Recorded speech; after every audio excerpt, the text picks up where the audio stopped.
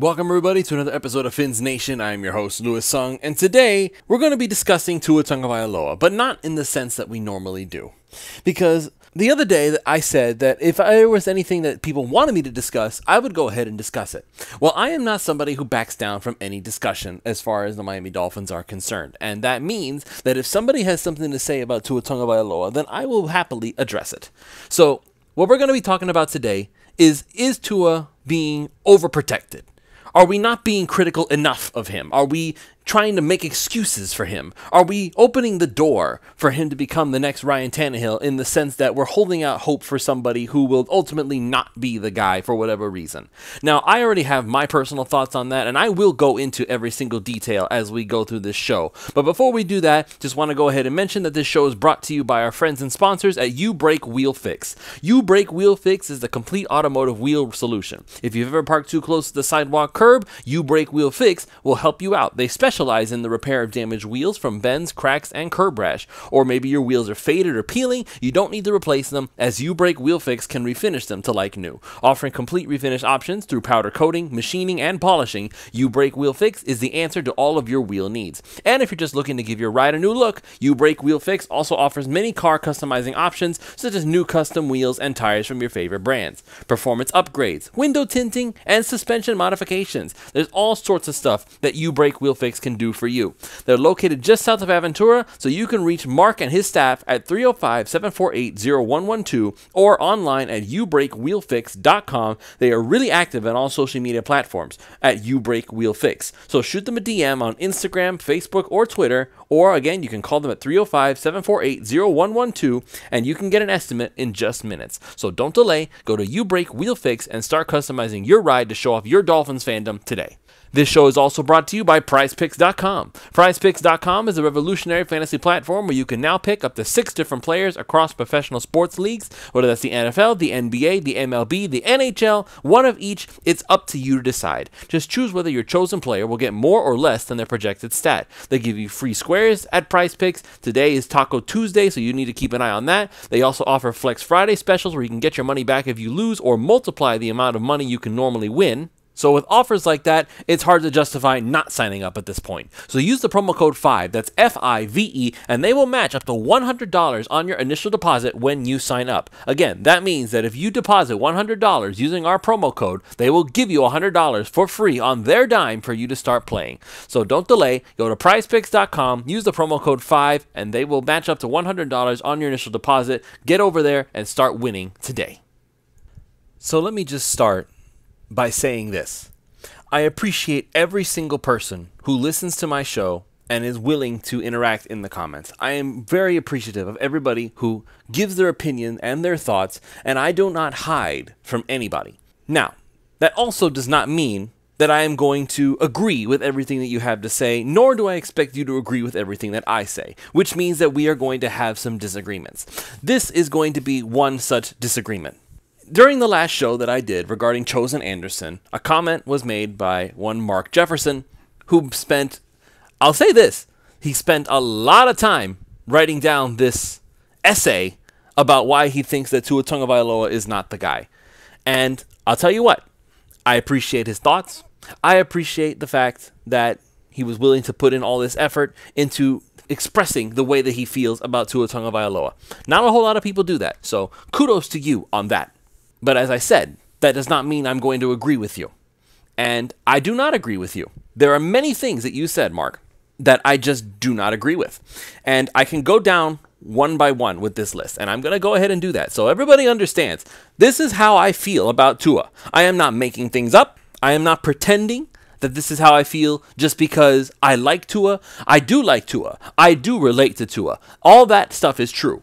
But what I'm saying now has nothing to do with how I personally feel about the guy. This is just based on what I have seen, based on the entirety of the situation around our quarterback, okay?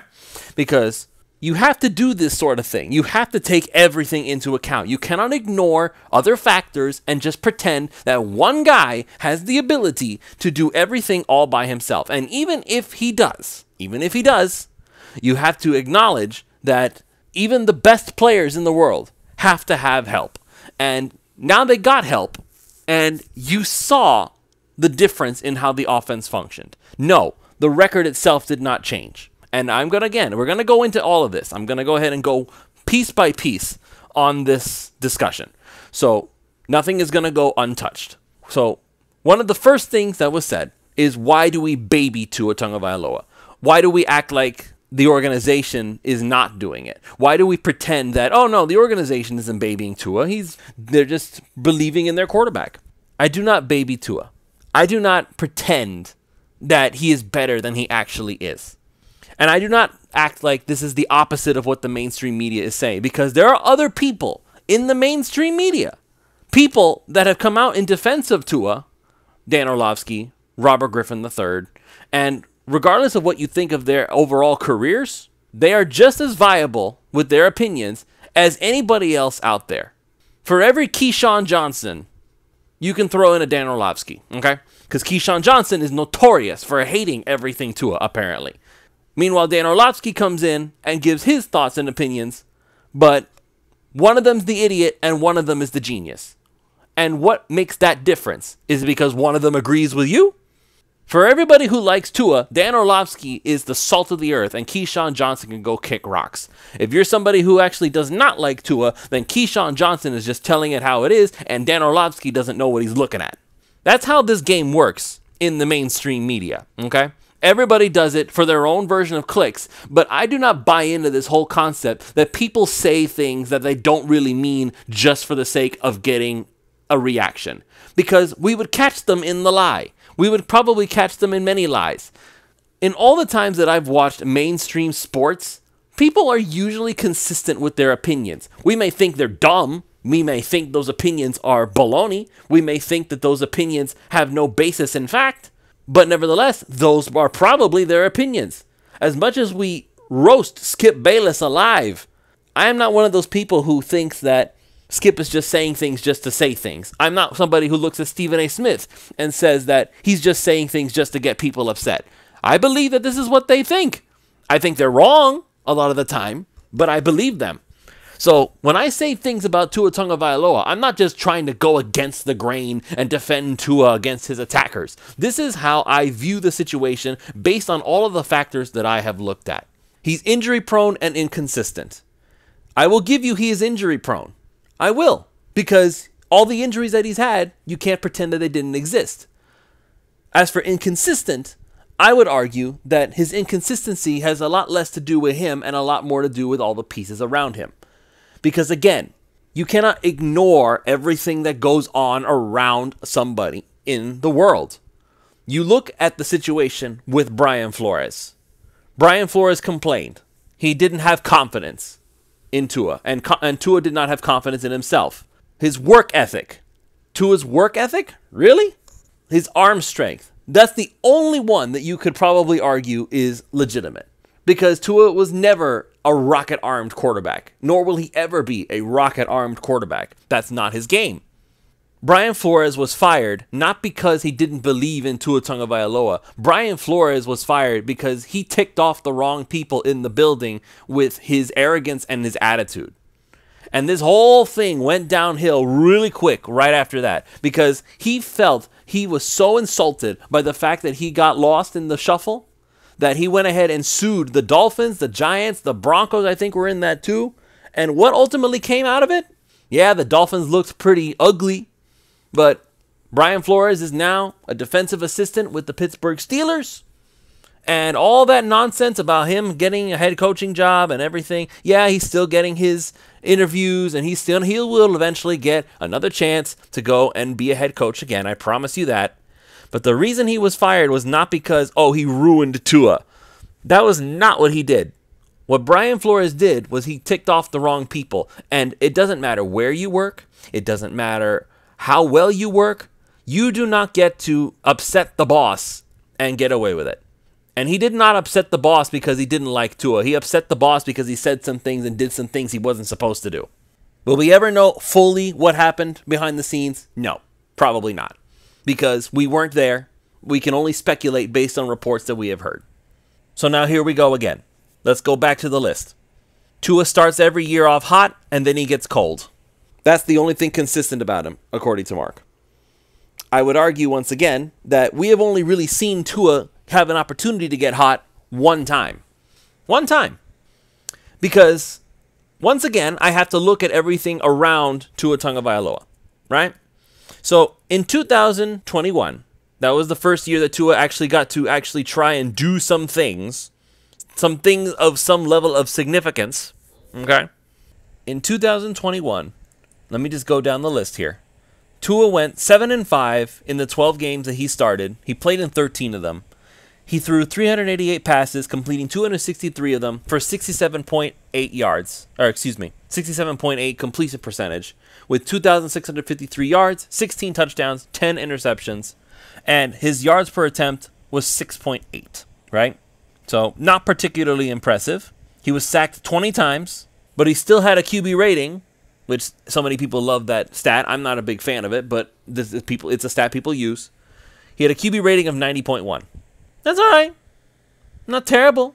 I wouldn't call it good, per se. But, again, I have to look at this Miami Dolphins roster, and I have to look at it from the perspective of who exactly was Tua working with. Who was Tua working with? So, let's just go down this list real quick. Who were the weapons that Tua Tagovailoa was throwing to in 2021? Okay? Tua's weapons were as follows. You ready for this? Albert Wilson, Preston Williams. Yes, Jalen Waddle was there. Devontae Parker, who everybody makes fun of for being a Patriot now. Kirk Merritt. I don't know where he is anymore. Tommy Lee Lewis. Who? Mac Hollins. Okay, we like Mac, but he's not exactly a superstar wide receiver, guys. Let's be honest. Jakeem Grant. I like Jakeem, but nobody else does. Will Fuller. One game. Oh, Will Fuller. Woohoo. Where is he at now? Playing video games. That's not even a joke. Isaiah Ford and Cody Core. That's his wide receiver core, Tua Tagovailoa in 2021. As for his tight ends, Durham Smythe, Adam Shaheen, Hunter Long, Mike Gesicki, and Sethan Carter. His running backs were Philip Lindsay, Patrick Laird, Duke Johnson, Myles Gaskin, Malcolm Brown, and Savon Ahmed. Mind you, Malcolm Brown, even though he was kind of, technically speaking, a name, he did absolutely nothing for the Dolphins. The only one who looked actually good, really, was Philip Lindsay and Duke Johnson. Philip Lindsay is now in the XFL. Duke Johnson is not with the Miami Dolphins. I wanted him back. I think the Dolphins wanted him back, but ultimately the price that he was going to be getting for, it wasn't enough. So now Duke Johnson is currently with the Buffalo Bills, and granted, he's not really doing a whole lot. He's really not. In the 2022 season with the Buffalo Bills, he ran the ball twice for 4 yards. That's it. That's all. So, are you kidding me? That was the entirety of Tua's weapons in 2021. That's what Tua had to work with.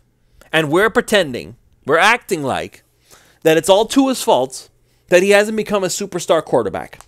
We're acting like Tua had all the time in the world to be able to fix his whole entire career in one fell swoop. Oh, and by the way, I did not even mention Tua's offensive line, Austin Jackson, Jesse Davis, Liam Eichenberg, Solomon Kinley, Robert Hunt, Michael Dieter, Adam Pankey. That was his offensive line. Austin Reeder and Greg Mance. Oh, big friggin' hairy deal. These are the things that you have to take into account when you're judging Tua Tagovailoa. You can't do it in a vacuum and act like this is all Tua's fault. He's just not good enough, guys. He's not good enough. He can't raise the level of this team to what he needs to be. Did you see the roster? Did you see the roster? Ryan Fitzpatrick did more with what he had than Tua did. Sure, Ryan Fitzpatrick just threw the ball up and said a prayer every time, and every once in a while Mike Gesicki would leap up 30 feet in the air and come down with the catch. That's not Tua's game. That's not who he is as a quarterback. You're trying to put the square peg in the round hole. It doesn't work. Now, I'm going to offer some contrast here because these are the people that get compared to Tua, right? We'll take a look at Joe Burrow in 2021 with the Cincinnati Bengals. The regular season consisted of 520 attempts. He completed 366 of them, 70.4 completion percentage, 4,611 yards, 8.9 yards per throw. He threw for 34 touchdowns, 14 interceptions, and he was sacked 51 times. So it's still a lot of sacks. But between the two of them, it's plainly obvious who was the better quarterback. It was Joe Burrow by a long shot. But look at the difference here with the number of names, the list of names that I'm about to give you for who he was working with. Joe Burrow had on his offense running back Joe Mixon, who ran for 292 times for 1,205 yards, 13 touchdowns, and 42 catches for 314 yards and 3 touchdowns. What running back on the Miami Dolphins was doing that? The closest one who got even remotely near that number, and only because he was the leading rusher, was Duke Johnson. Jamar Chase, his old buddy from LSU. 81 catches for 1,455 yards, 13 touchdowns. But Jamar Chase and Joe Burrow worked with each other for a long time. They knew how each other worked. Yes, that was why it was so important that the Miami Dolphins gave Tua Jalen Waddle. That was probably one of the only things they had to look forward to, was because Jalen Waddle was there. He was the only thing that was worth looking at for the Dolphins most of the time. But it doesn't stop there for Joe Burrow. He not only had Jamar Chase, he also had T. Higgins. He also still had Tyler Boyd. He had C.J. Uzoma. He had Jonah Williams as his left tackle, which isn't too bad, all things considered. Riley Reiff, right tackle for at least 12 games. As for his defense, yes, it was slightly having a couple issues here and there, but overall, Lou Anarumo and that defensive coordinator position, he was able to make some really good moves to that defense, and they were able to rush it all the way to some really high heights. A lot higher than what the Dolphins were capable of. But again, look at the difference in the quality of weapons. Compare the list that I just gave you for Tua and the list that I just gave you for Joe Burrow. Who do you think, in a vacuum? Let's switch the roles up real quick. Let's put Joe Burrow on the Miami Dolphins that Tua had, and let's give Tua Joe Mixon, Jamar Chase, T. Higgins, C.J. Uzoma, and also Tyler Boyd. And let's see what difference that makes. And oh, by the way, give him a coach who actually says, you know what, you're the guy, instead of a coach who just says, I don't think you're the guy. What a difference, man. What a difference. And this is not just me feeling bad for Tua. You want to talk about facts? Those are facts. Joe Burrow has had light years ahead of Tua regarding weapons. Not just, you want to look at comparative skill. If you want to say if Joe Burrow's a better prospect than Tua, that Joe Burrow's a better overall quarterback than Tua, fine. You can have that right. Because Tua hasn't had the opportunity up until this past year, 2022, to prove that he can get the job done. Now you give him weapons in 2022 on par with what Joe Burrow had. You give him Tyreek Hill. Jalen Waddle returns. You give him running backs who are actually worth something, or at least they can sort of get the job done. Again, I don't want to talk down Raheem Mostert and Jeff Wilson because I really like them for what they can do with this offense, but they're not names like Joe Mixon. They're not household names that everybody knows. But either way, now you give Tua weapons that he can actually do something with. And yes, he did get hurt again. The concussions were a big deal. But he played 13 games, and look at the jump in the overall performance, right? 400 attempts, 259 completions for a 64.8 completion percentage. Slightly lower than what it was the year before. But look at the difference in the yards. Look at the difference in the touchdowns. In 2021, Tua threw for 2,653 yards. In 2022, with the same amount of games played, he threw for 3,548 yards. That's almost a 1,000-yard difference. And with touchdowns, 16 versus 25.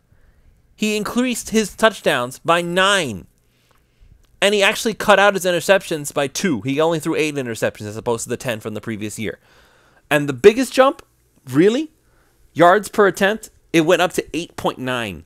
His QB rating was 105.5. He was sacked 21 times total. And granted, that was with a better offensive line than it was last year. So the fact that Tua was only sacked 20 times in 2021 is actually a credit to Tua being able to avoid pressure and get things done the hard way. So again, we're pretending that the weapons don't matter. We're pretending that the circumstances don't matter. Tua is not Ryan Tannehill. Even at his peak, which, by the way, was mentioned in this comment, the highest that Ryan Tannehill has ever made it was the AFC Championship, and he was blown out because Derrick Henry was not able to carry the team. That's Ryan Tannehill at his peak. And even then, he wasn't the reason they won. How many games did we win just because Tua was on point?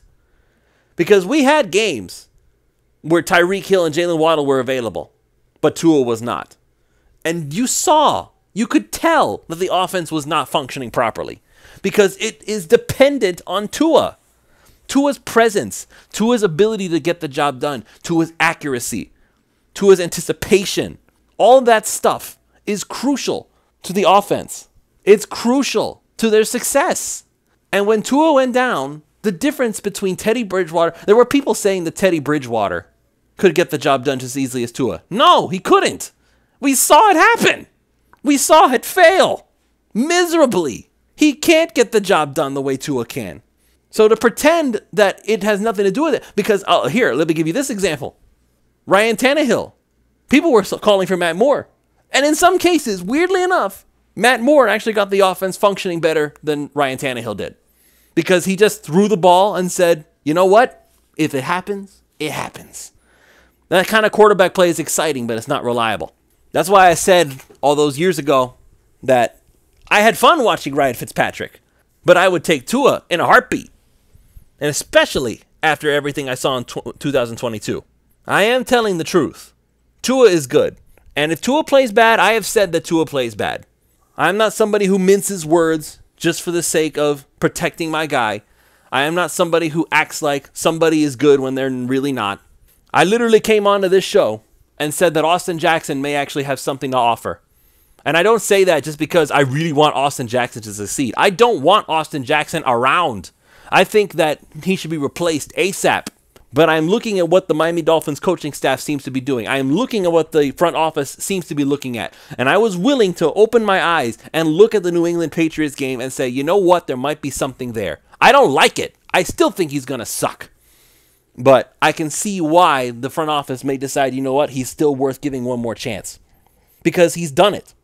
Tua at his peak. You want to talk about facts? Again, you want to talk about facts?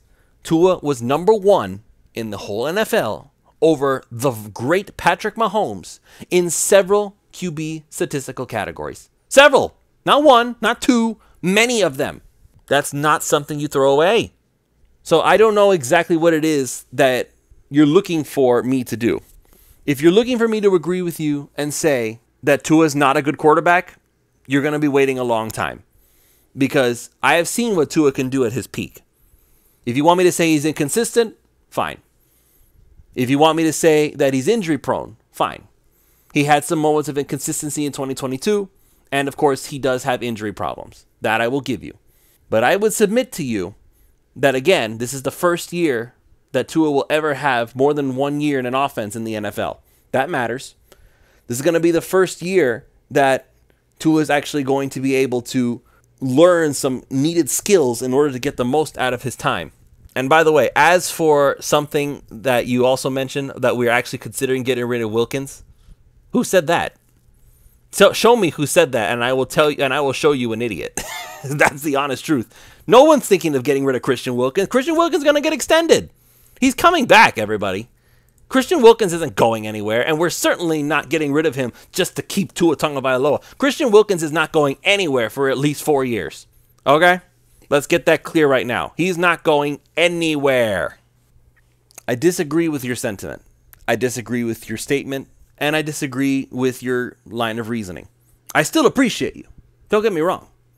But when you open the door for me to discuss things, I'm going to discuss it, and you may not necessarily like what I have to say. I do not think that Tua Tagovailoa is somebody who is not worth investing in. Do not see Tua Tagovailoa as just another instance of Ryan Tannehill all over again. Because if this were Ryan Tannehill all over again, we would already be chanting for a new guy to come in. The only thing we can say about Tua is that he's injury prone, and maybe you can squint and say he's inconsistent. But you cannot say that he does not have what it takes to lead this team, because we literally saw it the first year that he was actually able to get some decent weapons. Look at all the quarterbacks around the league, all the best quarterbacks. Most of them are either a weapon in and of themselves, Lamar Jackson, running around all the time, or they have some of the greatest weapons that you can ask for. Joe Burrow has Jamar Chase, Tyler Boyd, T. Higgins, and a running back in Joe Mixon who can run for over 1,000 yards if he really feels like it. And he has a defense with Lou Anarumo leading the way. That makes a big difference. That's why in 2023, Mark, you should be very happy for what you're about to see.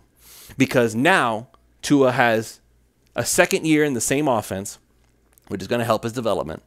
He's learning important skills on how to keep himself healthy, whether you believe it works or not. His weapons are back. His weapons are arguably improved. His offensive line is probably going to be improved. And now the defense is going to have somebody who actually knows what he's doing and is not going to sabotage the team, because Vic Fangio is possibly the best defensive coordinator of the modern era. Be excited and watch what happens in 2023. All Tua has to do is stay healthy, and I'm guaranteeing you a playoff berth. Guaranteed. So I've said my piece. And we may have more shows like this in the future. We'll see. It depends on what people are wanting to talk about. But for now, that's going to be it. This actually ran a lot longer than I was wanting it to, but when you give me something to talk about, you better believe I'm going to talk about it. So, with all that said, thank you all so much for joining us. If you haven't already gone to You Break Wheel Fix to try to get your ride some major Dolphins upgrades, once again, You Break Wheel Fix can help you customize your wheels. They can fix your wheels. They can give you powder coating, machining, and polishing for refinish options. They're located south of Aventura. All you have to do is just call up Mark and his staff at 305-748-0112. Again, that's 305-748-0112, or online at youbreakwheelfix.com by hitting them up with a DM on Instagram, Facebook, or Twitter at YouBreakWheelFix, and you can get an estimate in just minutes.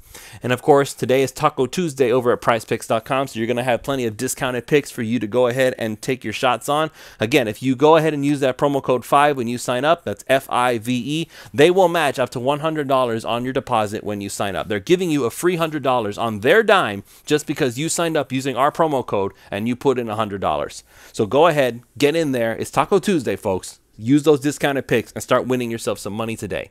Mark, I want to thank you for giving me this comment to make a show about, and I hope that you will continue to listen, because as much as I disagree with your statement, as much as I disagree with your sentiment and your line of reasoning, I still appreciate you listening to my show, and we will see you all next time for another episode of Fins Nation.